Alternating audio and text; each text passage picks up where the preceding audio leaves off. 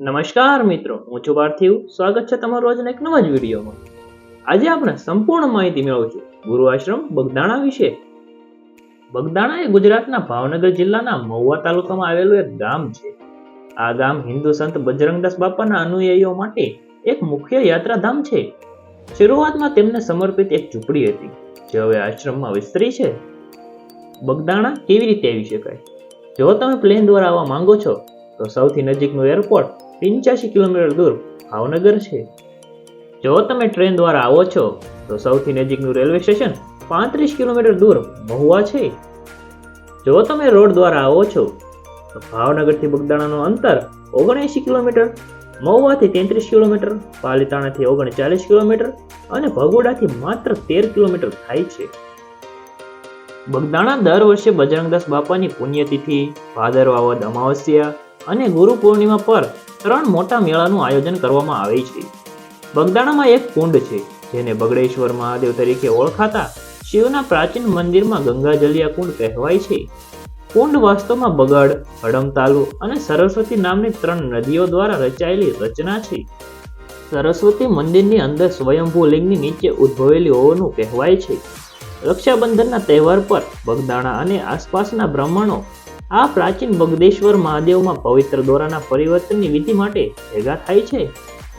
બગદાણાની સ્થાપના ઘણી સદીઓ પહેલા થઈ હોવાનું માનવામાં આવે છે અને ત્યારથી તે ભક્તો માટે આશ્વાસન અને માર્ગદર્શન મેળવવા માટેનું આધ્યાત્મિક કેન્દ્ર બની ગયું છે. બજરંગદાસ બાપા, જેને સંત બજરંગદાસજી મહારાજ તરીકે પણ ઓળખવામાં આવે છે, તેમણે બગદાણા અને આસપાસના પ્રદેશના ઇતિહાસ અને સંસ્કૃતિને આકાર આપવામાં મુખ્ય ભૂમિકા ભજવી હતી. 20મી સદીની શરૂઆતમાં જન્મેલા બજરંગદાસ બાપાએ તેમનું જીવન આધ્યાત્મિક ઉપદેશોના પ્રોત્સાહન આપવા અને લોકોને સદાચારી માર્ગ તરફ માર્ગદર્શન આપવા માટે સમર્પિત કર્યું હતું. તેમણે નિસ્વાર્થ સેવા, કરુણા અને ભગવાન ભક્તિના મહત્વ પર ભાર મૂક્યો છે. બજરંગદાસ બાપાના ઉપદેશો જીવનના તમામ ક્ષેત્રોના લોકો સાથે ગૂંચી ઉઠ્યા હતા, જે ગુજરાતના વિવિધ ભાગો અને તેનાથી બહારના અનુયાયીઓને આકર્ષિત કરે છે. તેમના ઉપદેશો અને આધ્યાત્મિક પ્રથાઓ પ્રેમ, એકતા અને નમ્રતાના સિદ્ધાંતોની આસપાસ કેન્દ્રિત છે. બજરંગદાસ બાપાનો વારસો અસંખ્ય ભક્તોમાં સ્પષ્ટ થાય છે, જેઓ તેમને આદર આપવા માટે બગદાણા આવે છે. બજરંગદાસ બાપાના આશ્રમ અને તેમને સમર્પિત પવિત્ર મંદિરની હાજરીથી બગદાણાની આધ્યાત્મિક આભા વધે છે. ઘણા મુલાકાતીઓ નગરમાં ફેલાયેલી શાંતિ અને આધ્યાત્મિકતાનો અનુભવ કરવા માટે બગદાણા તરફ ખેંચાય છે. તેમની શારીરિક ગેરહાજરી હોવા છતાં બજરંગદાસ બાપાની હાજરી તેમના અનુયાયીઓના હૃદયમાં અનુભવાય છે. બગદાણા નગર આ આદરણીય સંતના કાયમી વારસાના પ્રમાણપત્ર તરીકે ઊભું છે. બગદાણા આશ્રમમાં બજરંગદાસ બાપાની સમાધિ ઉપરાંત કાળો ભૈરવ દાદાનું અને અન્નપૂર્ણા માતાનું મંદિર આવેલું છે. આ મંદિરનું નિર્માણ બજરંગદાસ બાપા દ્વારા 1977માં નાની અને સાદી મઢુલી તરીકે કરવામાં આવ્યું હતું.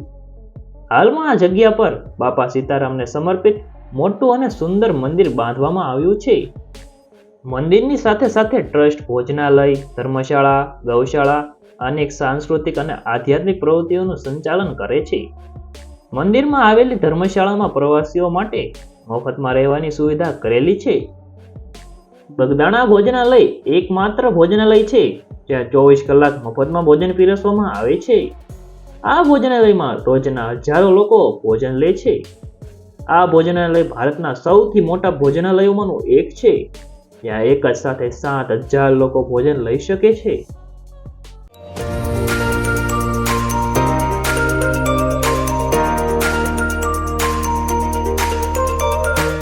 વિજ્ઞાનની બુદ્ધિ બંધ કરી દે કે આવી રીતનું આ સંચાલન આખું થઈ શકે. ભલા માણસ, આ બહુ મોટી વસ્તુ છે.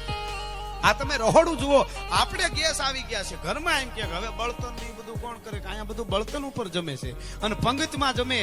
આવડું મોટું રહોડું આ બગદાણામાં મેં જોયું અને પંગત આટલા માણસોને, હજારો માણસોની ભરતી હોય. આ ગુજરાતમાં, સૌરાષ્ટ્રમાં નહીં, ભારતમાં નહીં, પણ મારા ખ્યાલથી હું એમ કહું છું કે વિશ્વમાં આવી ઘટના ક્યાંય નહીં હોય. આ બગદાણામાં જે બને છે.